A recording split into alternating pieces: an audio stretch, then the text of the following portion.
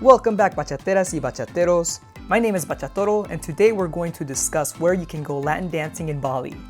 Assuming we'll be able to travel later this year and that those places are still open, I'll go over 2 locations I can recommend. Check the link in the description to find other locations to dance while you're in Bali, and feel free to skip to the dance venues in the chapters in the description below. In the meantime, I'll show you guys what I did while in Bali.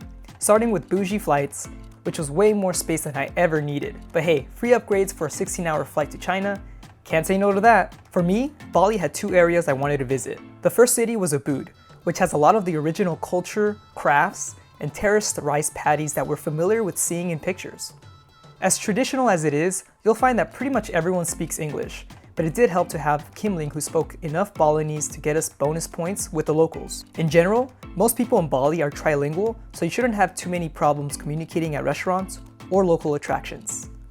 If you're staying at an Airbnb, most places will provide transportation for a small fee. Some of the options typically available include a personal driver or your own moped. There's also Gojek, which is their Uber equivalent. Simply download the app and enter your payment information and you're ready to go. If you're in Bali, stay at a villa. You'll get a whole house, and if it's split with several people, it's much more affordable. Also, it's just one of those things you have to experience when you're out there. Some of the touristy things to do is to check out the swings if you're in Ubud. It's a lot pricier compared to other activities, but come on, if you travel this far, you might as well experience the swings. While you're there, make sure to check out the Sacred Monkey Forest Sanctuary, where there are monkeys everywhere. Make sure not to wear jewelry, glasses, and don't bring any food, as they'll snatch it from you and run away. Other than that, the monkeys are extremely cute to watch, as they'll run around and play in the trees. Some are more funny than others. There is an amazing coffee shop that the locals love, and it's to try the delicious cat poop coffee. Alright, so that's not the real name. It's actually called Kopi Luwak coffee, and it's the world's most expensive coffee, as it's made from coffee beans that are partially digested and pooped out.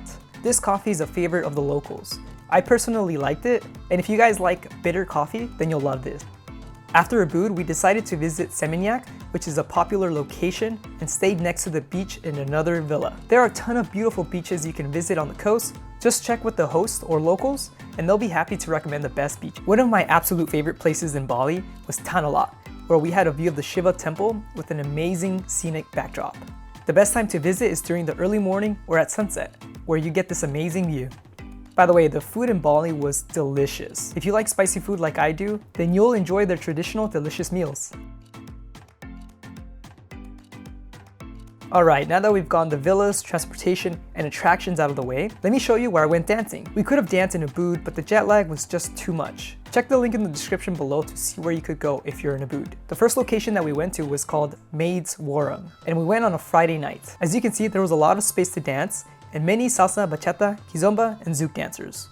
The first event ended a bit early, but it's okay, because right after that, we went to the second location, which is Barrio Co. It's walking distance from the first location if you want to continue the dance party. The second location is much more cramped, but honestly, it was so much fun dancing there. Maybe because it was later in the night, that helped, but it was really fun.